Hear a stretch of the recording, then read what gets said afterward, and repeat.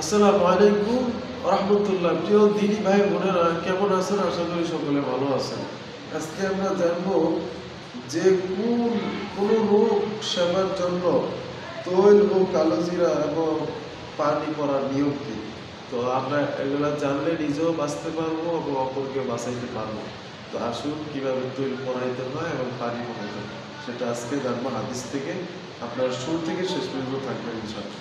তো মহান আল্লাহ পাক নবী মহাগ্রন্থ কারণের সমস্ত রোগের চিকিৎসা বিজ্ঞান দিয়েছেন এবং এক একটি সূরা আয়াতে বিভিন্ন তাৎপর্য রয়েছে। অনুরূপভাবে প্রিয় পবিত্র হাদিস দ্বারা প্রতি দুরূদ পাঠ এর মধ্যে বিরাট ফজিলত বরকত রয়েছে। তৈল, পানি, কালোজিরা, মধু এই সকল পদার্থগুলি মহান আল্লাহর পক্ষ থেকে তার বান্দার জন্য এক একটি বিরাট নিয়ামত। কালোজিরা, মধু এই সকল পদার্থগুলো মহান আল্লাহ পাকের পক্ষ থেকে তার বান্দার জন্য এক একটি বিরাট নিয়ামত। কালোজিরা সম্পর্কে হাদিসে আছে যে মৃত্যুর ছাড়া সমস্ত রোগের ওষুধ এই কালোজিরা। এই সমস্ত জিনিসের মাধ্যমে মহান আল্লাহ তাআলা আল্লাহর কালাম তেলাওয়াত নবী সাল্লাল্লাহু প্রতি দুরূদ পাঠ করে ফুল দিয়ে বান্দা যদি এই সমস্ত জিনিস ব্যবহার করে তাহলে এর মধ্যে বরকত আছে। যে কোনো রোগ বালা মুসিবত দূর হতে পারে এবং এক প্রকার ভালো হতে পারে, এটা পরীক্ষিত। তো আসুন কিভাবে আমরা তৈল পানি পড়া দিব। সেটা হচ্ছে 7 বার সূরা ফাতিহা পড়ব। কয়বার? 7 বার সূরা ফাতিহা। সূরা ফাতিহা পড়বেন সেবা এবং ফাতিহা পড়া আল্লাহর রহমতে এরপরে ব্যবহারের নিয়ম কি? ওই সমস্ত তৈল, পানি, কালোজিরা 3 থেকে 7 দিন ব্যবহার করবেন।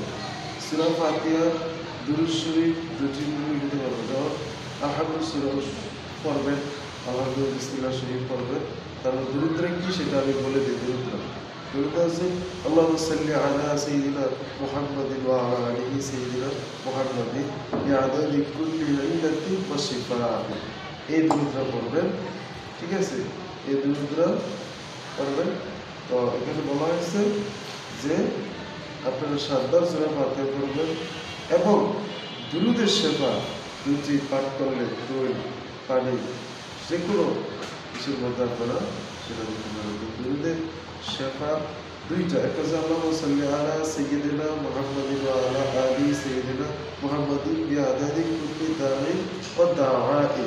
আরেকটা দুরূদ হচ্ছে আল্লাহুম্মা সাল্লি আলা সাইয়্যিদিনা মুহাম্মাদিন ওয়া আলা আলি সাইয়্যিদিনা মুহাম্মাদিন বিআদাদি কুল্লি ইল্লাতিন ওয়া শিফা'i।